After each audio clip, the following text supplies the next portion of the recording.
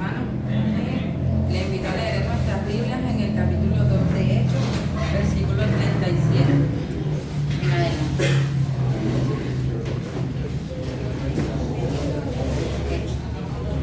Libro de Hechos, capítulo 2, versículo 37 en adelante.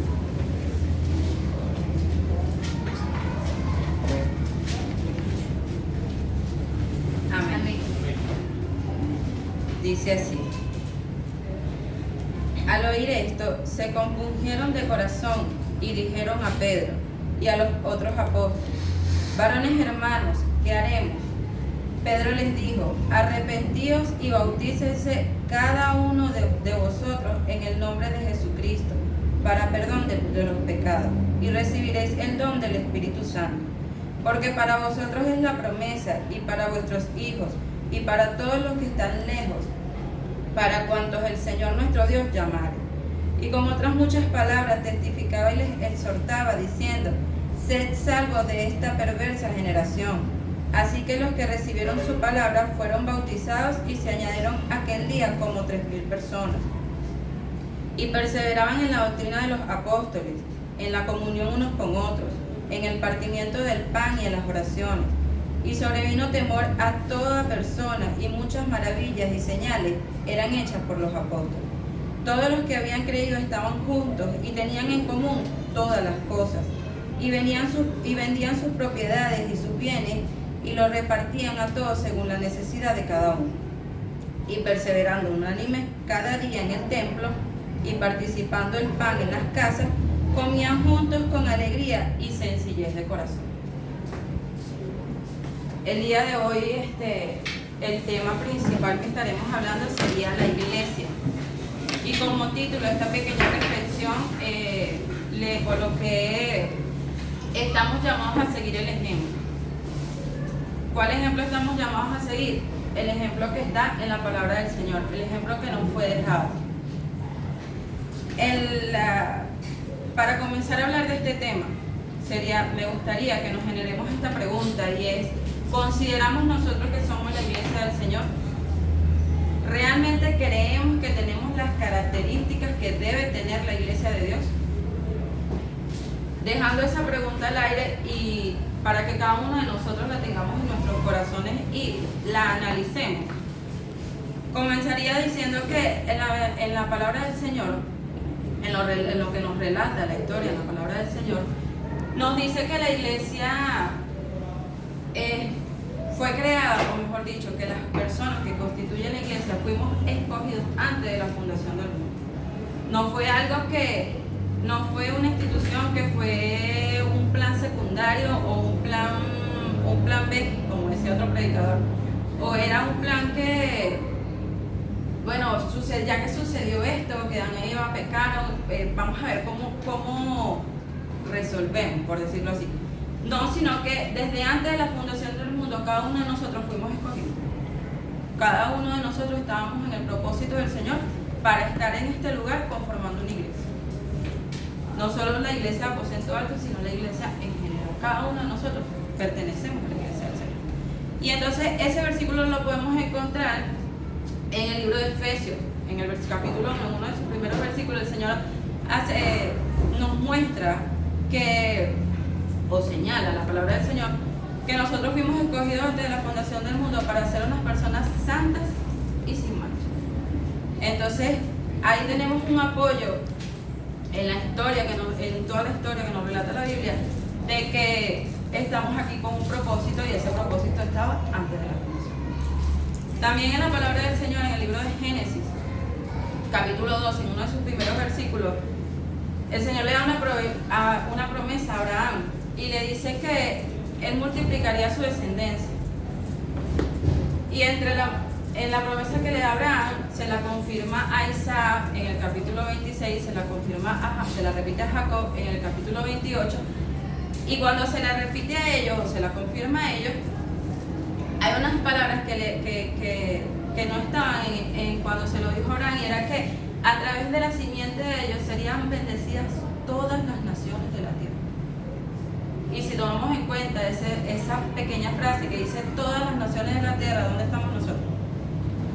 Pertenecemos a una de las naciones en la tierra. Quiere decir que nosotros somos bendecidos a través de esa promesa. Si tomamos en cuenta esos textos, esos versículos, aún allí el Señor habla o da alusión a la iglesia del Señor. Y no solamente en la historia que nos relata, valga la redundancia, el libro histórico de Génesis. Así, en el transcurrir de todo el Antiguo Testamento, el Señor nos recuerda y hace hincapié a la iglesia del Señor, que en el futuro se le daría el nombre de iglesia. Investigando e indagando los textos de la Biblia, en el libro de Mateo, capítulo 16, versículo 8, en una conversación de nuestro Señor Jesucristo con sus discípulos, los discípulos le hacían preguntar al Señor, pero en este momento el Señor les hacía la pregunta de que quién creía, parafraseando, quién creían ellos que era Él. Y Pedro le dice al Señor que Él era el Cristo, el Hijo de Dios. Y en la respuesta que le da Jesucristo a Pedro, Él le dice, no te lo reveló ni carne ni sangre. Y más adelante dice que Él era la roca, que Él era la roca por la cual sería edificada su iglesia. Entonces, en este texto no solamente corroboramos o rectificamos o nos da a entender que Jesucristo es la base de la iglesia, que es el fundamento por el cual sería creada la iglesia, sino que también nos da alusión o nos da a entender que aún en esa conversación el Señor señala que iba a existir una iglesia, no que ya existía, sino que iba a existir, que a través de Él era que se iba a conformar, que se iba a crear la iglesia. Y no solamente nos da alusión a esto, sino que nos dice que ese texto nos da la ilustración, por así decirlo, de que luego porque dice la palabra del Señor, mejor dicho, que luego de esta conversación que tiene, el Señor dice, sobre esta roca edificaré mi iglesia, y el Señor le dice a Pedro, disculpe, estoy tratando de organizar mis ideas. El Señor le dice a Pedro que sobre esta roca edificaría esta iglesia, y nos da alusión no solamente a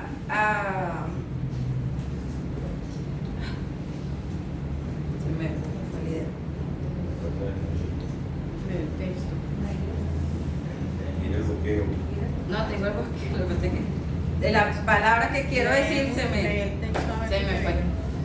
Bueno, dice entonces que luego de este versículo, la palabra del Señor nos sigue relatando de cómo fue el nacimiento de la iglesia del Señor. En el libro de Hechos, capítulo 1, el Señor comienza dándole a sus discípulos unas instrucciones. Esas instrucciones daban origen o daban pie a lo que sería el nacimiento de la iglesia del Señor. En el capítulo 1, versículo 4, si lo pudiéramos leer,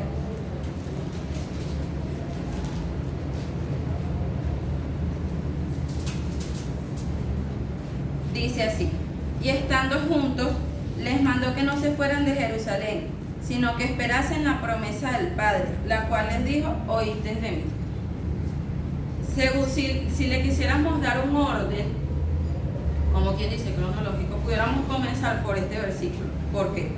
Porque es la primera instrucción que le da el Señor. O sea, yo me voy a ir, pero necesito que se queden aquí, porque va a venir el cumplimiento de la promesa. ¿Cuál era la promesa?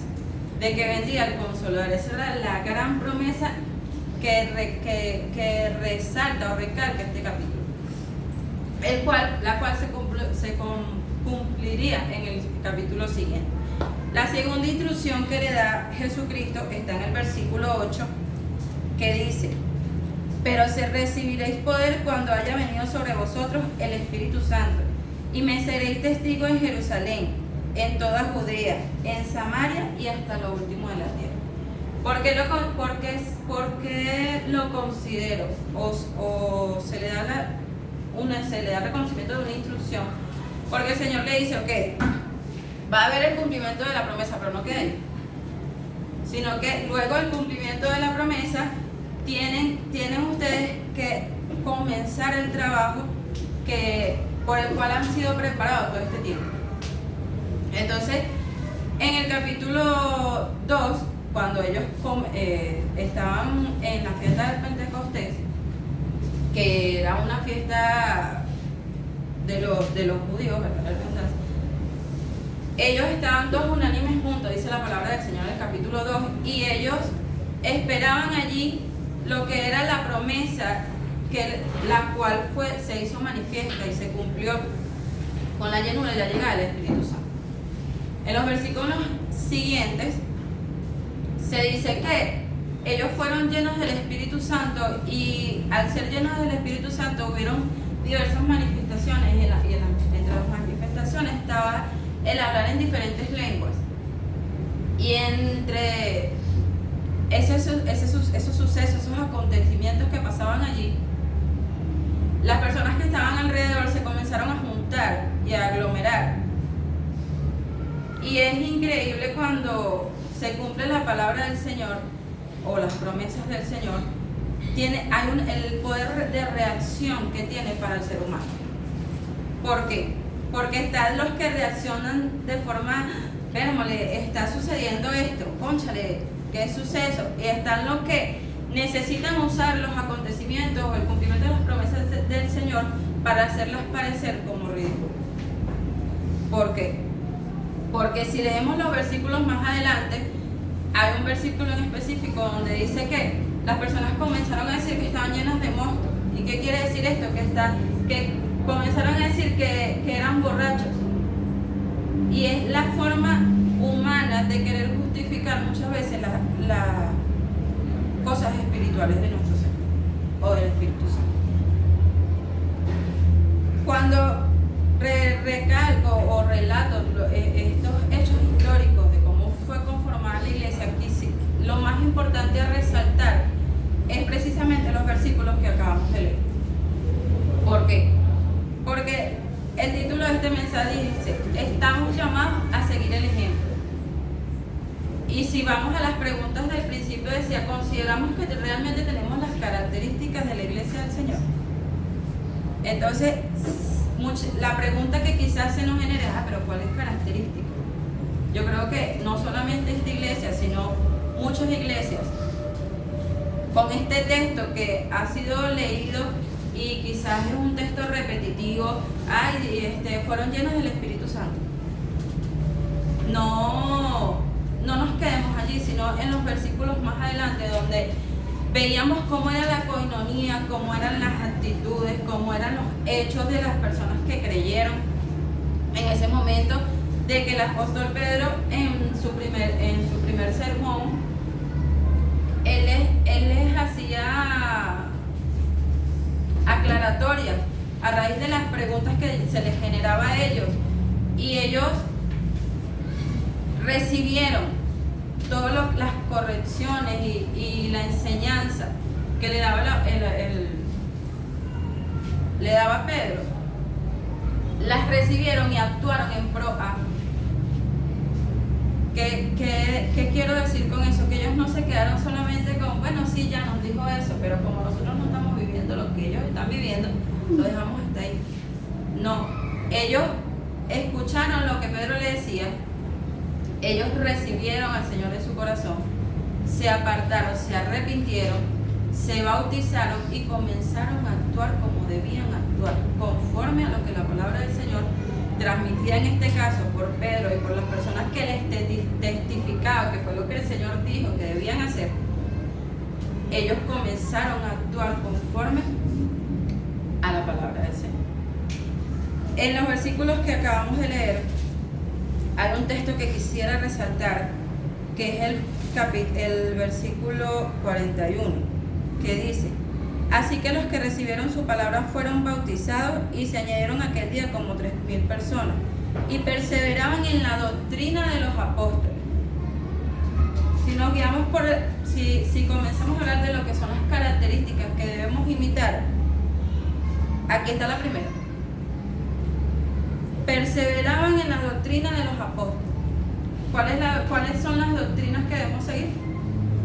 Las doctrinas que están en las palabras del Señor.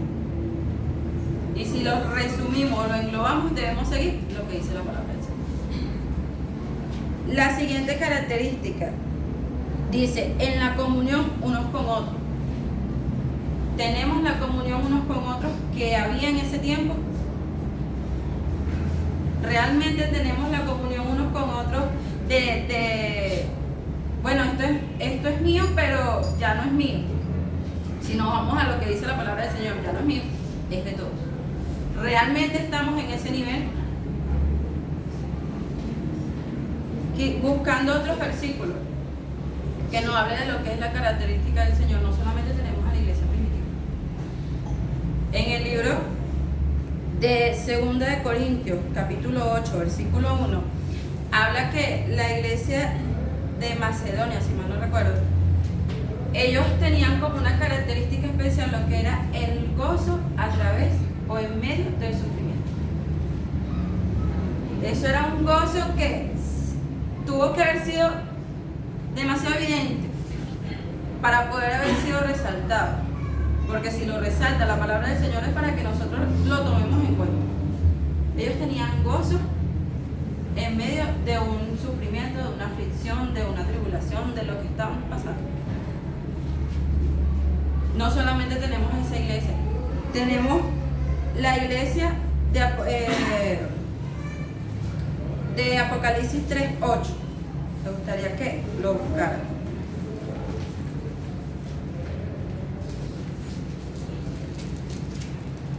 Que es la iglesia de Filadelfia.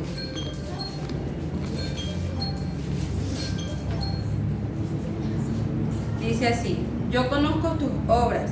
He aquí, he puesto delante de ti una puerta abierta, la cual nadie puede cerrar. Porque aunque tienes pocas fuerzas, has guardado mi palabra y no has negado mi nombre. Nada más en este versículo tenemos dos características, que es guardar su palabra y negado mi nombre. Entonces no podemos hacernos oídos olvidadizos o hacer que la palabra del Señor no nos deja instrucciones o una guía clara de lo que nosotros debemos hacer. En base a todas estas características y a todo lo que es la historia de la iglesia primitiva, realmente contamos con las características que debe tener la iglesia del Señor. Y si no es así, comencemos